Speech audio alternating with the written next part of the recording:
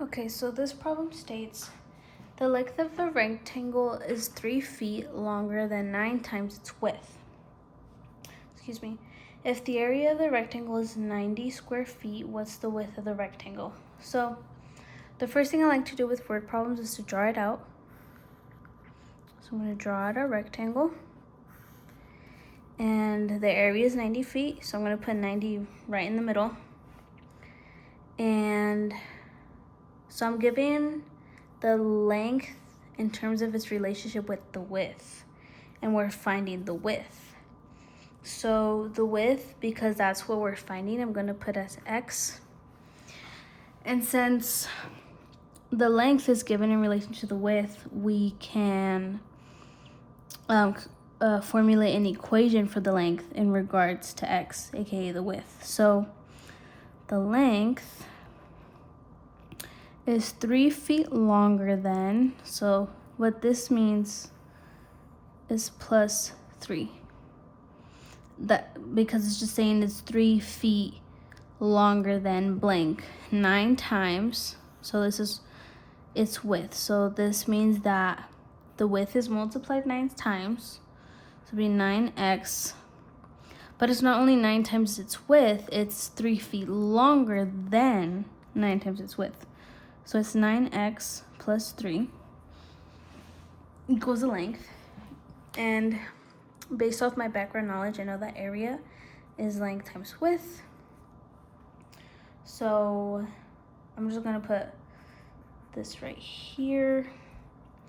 Because area is length times width, I can just plug in what I already know to get W, aka x. So I'm just going to put here just to remind myself and not get myself confused that width equals x. So the area, being 90 feet, is going to equal 90. 90 is equal to 9x plus 3 times x. And so to figure this out, I would just have to solve for x. And if I solve for x, I solve for the width. So the way I do this is that I have two expressions being multiplied by each other. So I'm going to just multiply them by each other. So it's going to be this times this. So 9x times x is going to give me 9x squared.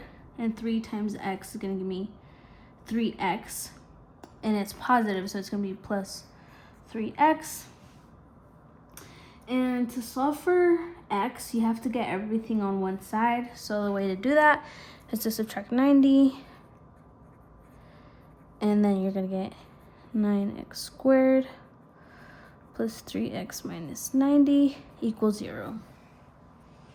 And 90 is a pretty big number, so I'm going to see if I can multiply anything out. And I know that 3 is divisible of 9.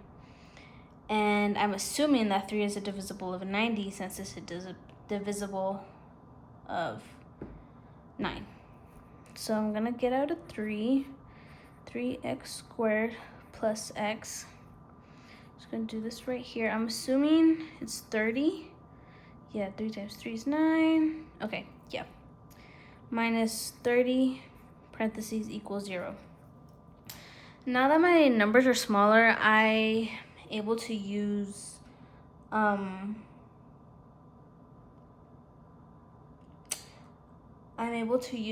A times C method, which is my favorite method to use to figure this out. So right back to square root 1, A times C.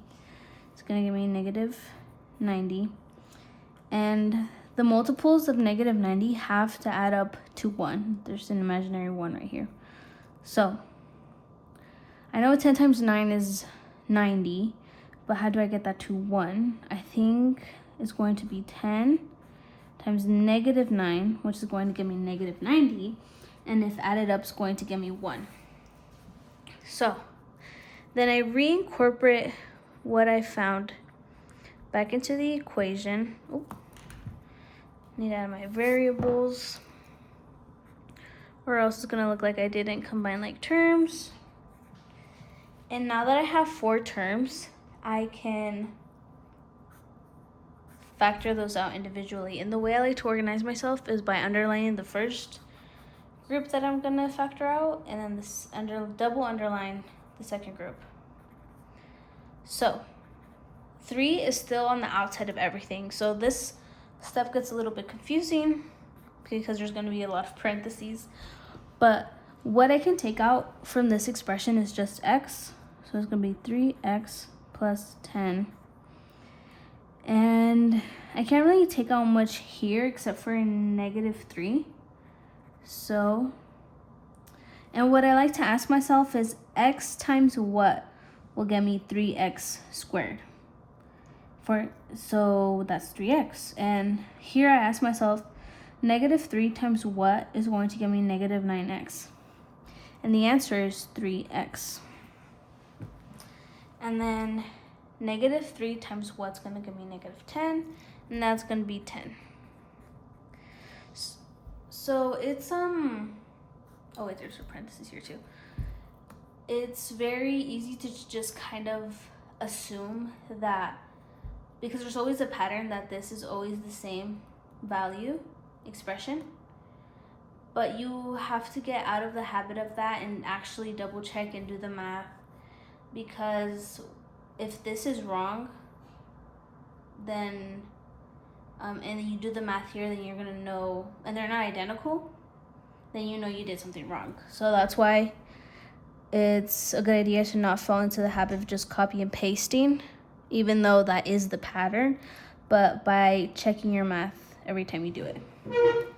Okay, then we can just combine these. So it'll be x minus 3, 3x plus 10, 0. Okay, and now what I do is solve for x individually.